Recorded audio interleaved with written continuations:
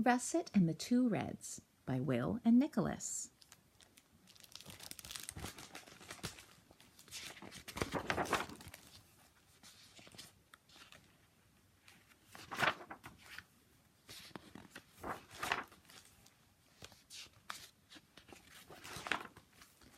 The two Reds were building a house in the backyard. The boy Red hammered away. The cat Red lay in the sun and kept an eye on the work. "That house of yours is too small," said Russet, who had just come to live upstairs. "Big enough for us," Red answered without looking up. "And it's crooked, too," said she. "We like it the way it is," he said, and kept on working. Russet thought, "I'll make him listen." She filled her watering pot and sprinkled the two Reds. Red the cat sprang out of the way. Red the boy grinned and reached for the hose. "If you need more water, I'll let you have it," he said, and he aimed the hose at Russet. She dodged back out of sight. "No use wasting my time on those two," said Russet. "I'll look around and see what I can find." "I wonder what she's up to now," Red the boy said, and went after her. Red the cat yawned and stretched. "This is no time to go chasing around," he thought, but he followed his friend. Russet heard a strange noise and climbed the fence to see what it was. Red the boy waited a moment, then climbed after her. Red the cat said to himself, "It's much too hot. I'll wait here," and he sat down beside the fence. "Here, pss, pss."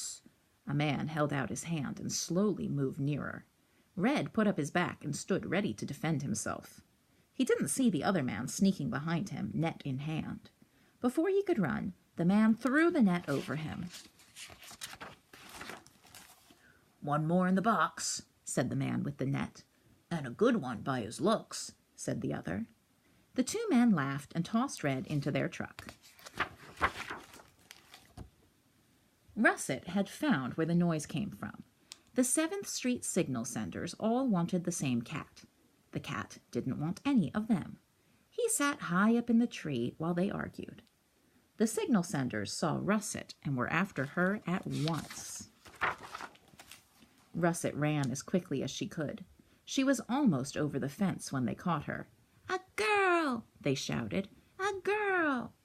They led her back to their shack and locked her in. While they were talking about what to do with her, Red crept behind the shack. Pulling with all his might, Red pried up one board. Russet squeezed out through the narrow space. Red and Russet ran toward the fence. The signal senders scooted after them.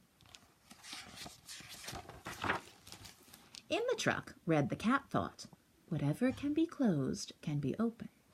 He jumped and jumped until he grabbed the handle. He hung on, and his weight pulled the handle down. The door opened. Into the street poured a flood of cats. They surged toward the fence. Red and Russet were climbing the fence, the signal senders at their heels. "Boy, oh boy," the signal senders shouted. "It's raining cats!" And every single one of them caught himself a cat. The signal senders sat on a stoop with their cats. "So long," they called out to Russet and the two Reds. "Come back sometime and join our club." Russet and the two Reds walked back to their yard. Russet sat down. Red the cat jumped into her lap, purring. "You were right, Russet," said the boy. "Our house is too small. Now there are 3 of us." And the 3 Reds set to work to make it bigger. The end.